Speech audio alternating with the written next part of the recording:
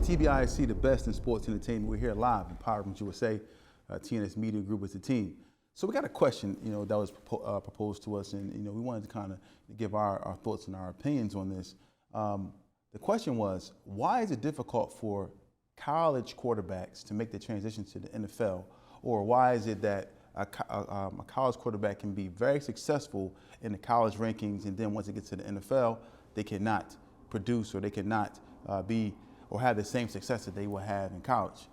My thoughts on it would be because of the fact of the matter that the game changes.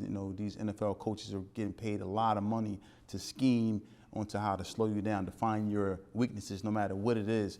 Their job is to scheme and try to figure out a way to slow you down or stop you or impede your actual progress.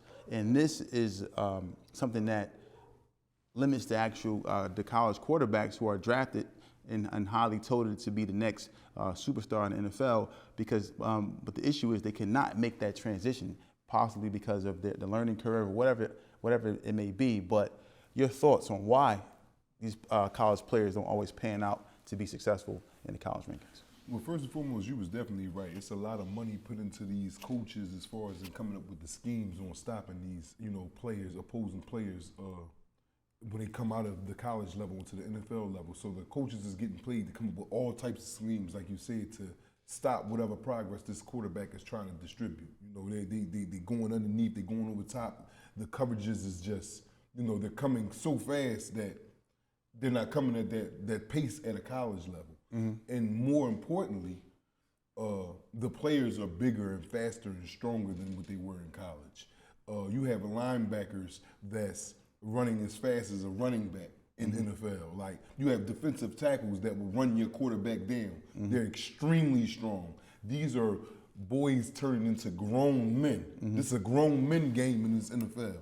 So this is the reason why certain quarterbacks that was projected to go in the first round, number 1, 2, or 3, and we done had, the Carson Wentz's, the Jamarcus Russells.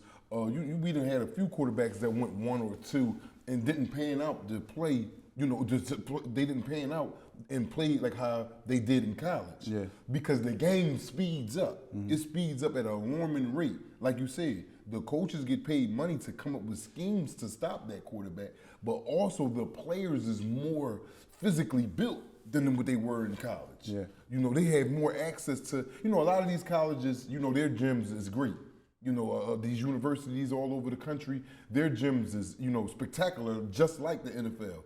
But then the NFL, it's a whole nother different, it's the levels to it. That's why they call it levels. You got high school, you got college, you got NFL, you got Pee Wee League. It's a levels to it for real. Because when you was playing in the Pee Wee League, it wasn't like going to play in high school football. Yeah. It started to get more strenuous as you took the steps up the ladder.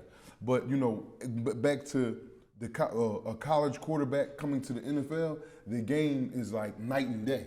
Yeah. It's like night and day.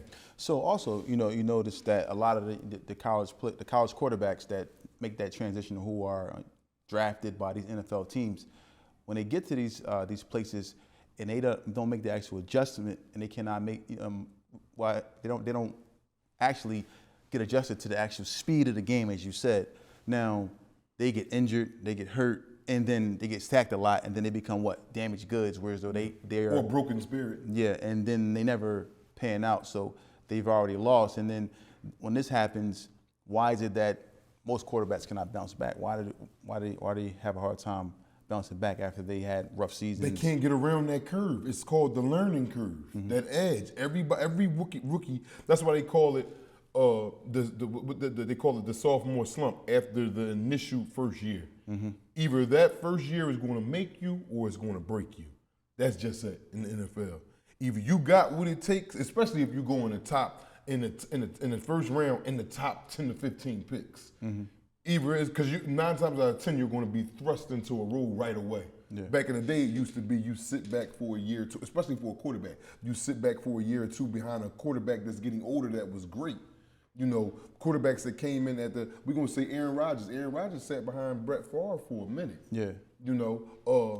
Love down there that's in Green Bay right now. He sat behind Aaron Rodgers. Correct. For a couple. It's not like that no more. these kids are coming into the league and they're starting the next year, that season that's coming up, and they're getting thrust in. Look at Caleb Williams. Look at Bo Nix. Yeah. These dudes, they got to hit the ground running. Now, all that you was looking good in college, it's not fair to expect them to show you that in the NFL right now. Yeah. But by them being them top projected, them top picks, it's like we put this strain on these kids. Like you had Stroud for Houston, Texas. He came out, hit the ground running. But this year, he's not taking off how he was last year. That's that curve. Yeah. You know, defenses catch up to you. They got more tape on you now. They got your tendencies, what you do on a pro level. Yeah. So that's why I'd be a little bit harder from the collegiate level to the end of the pro level. And you just got to stay grounded. Like with this boy down here doing Daniels down here in with the Commanders. Correct. He's looking good. He's looking great, fabulous. But can he sustain it? Can he, just like how they figure you out, can you figure them out?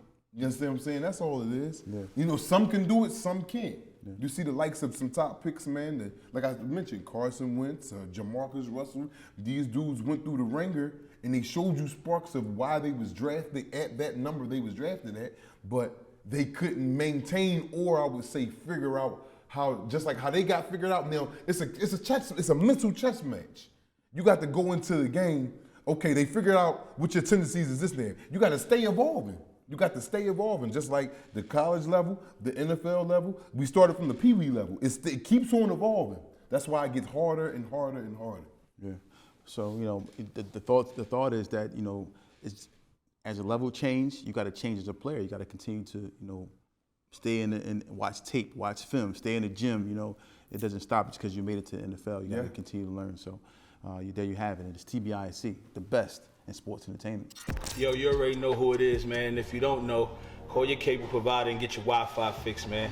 It's your boy Charlie Clips, battle rap GOAT, Wildin' Out legend, man. And it's an honor to be here. You know what I mean? One of the dopest clothing lines they got out right now. You understand what I'm saying? And you see what it say, right? Hollow Man. You understand what I'm saying? And I'm from Harlem. That's where I came from. So, you know, a Harlem man, you know what I mean? Had to show up and wear that Hollow Man. You understand what I'm saying? So, man, it's, you know, it's a style. You know, it's not just a style, it's a lifestyle. Make sure you put life in front of style. You know what I mean? And, you know, it's dope, man. The pieces, you know, that I seen in here, you know, pause if needed. You know what I mean? No Diddy, they say now. But if you know, going through the rack over here, the sweatsuits, everything, you know, as soon as I walked in, they blessed me with a sweatsuit, like off the rip. Knew my, you know, one of my favorite colors to get dressed in. They knew what I, you know, what I would probably come in here looking for, and just passed it to me. You know what I mean? Even threw me some kicks to go with it, because I had on my Jordans, you know, them blue and white things. And they even, you know, gave me some sneakers. Y'all can see what's going on over here, you understand what I'm saying? So, you know, man, it's crazy, man. It's dope. You know what I mean? I'm going to be supporting it down the line and everything, man. So, you know, make sure y'all holler at them, man. Make sure y'all holler at them. Make sure y'all holler at them. Get your best drip, get your finest, you know what I mean? Not just sweatsuits, jackets, coats, leather jackets, leather trench coats, stuff you never seen before. You understand what I'm saying? So it's crazy, man. It's fire.